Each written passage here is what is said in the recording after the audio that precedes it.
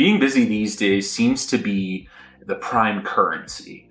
I work 3 full-time jobs, I'm on a volunteer board, I've got all these different side hustles. We're all on that grind set. It's a status symbol that we idolize now. But why do we idolize this? That's what I want to talk to you about today. Why is being busy the new marker of success?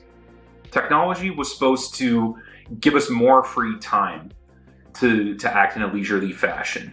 For example, computers were actually created in order to lessen the time spent for humans to be spent computing stuff, and instead it was supposed to give us more free time that we could spend with our families and so forth.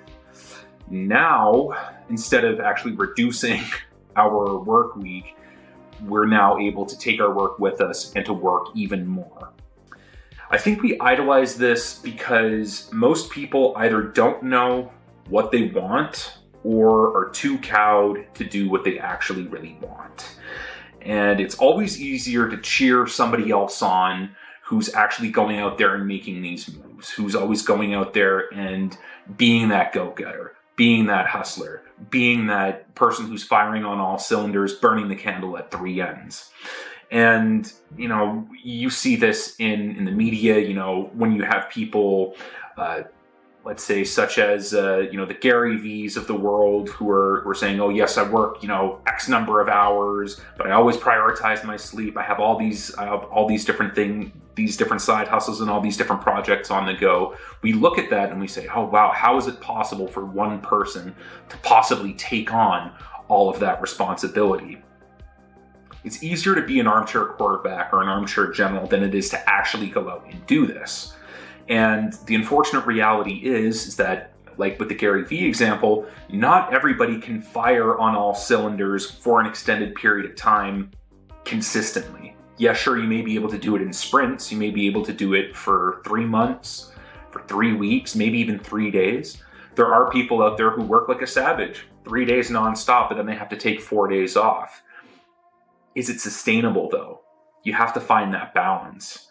But I think the reason why we idolize people who are being busy, why it's the new marker of success, is because it taps into that mechanism in our brain of hero worship. We look at these people as, oh wow, look at how much responsibility they're taking on. And at the risk of sounding like certain people on the internet, when we look at the hero archetype, we think of, okay, these are people who have lots of who are not just gifted and talented, but who have lots of responsibility and who are able to complete multiple tasks at once with ease.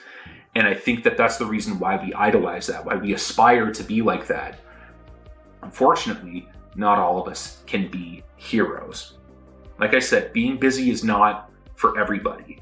It's not and very few people can operate firing on all cylinders at a high level for an extended period of time. That's why I think it's more important to take a measured approach.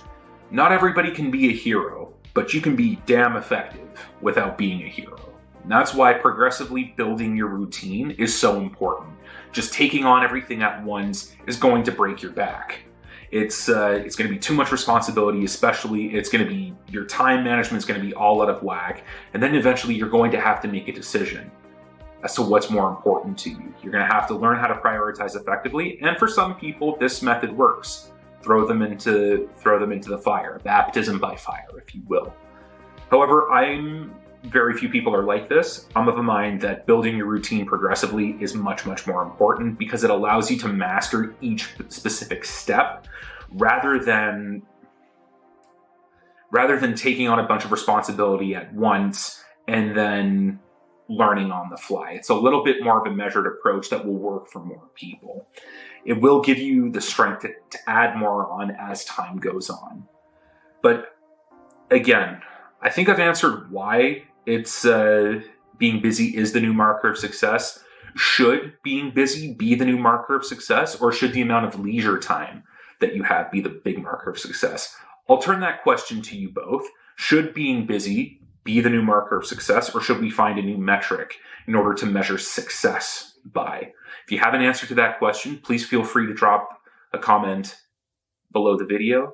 And as always, thank you so much for watching.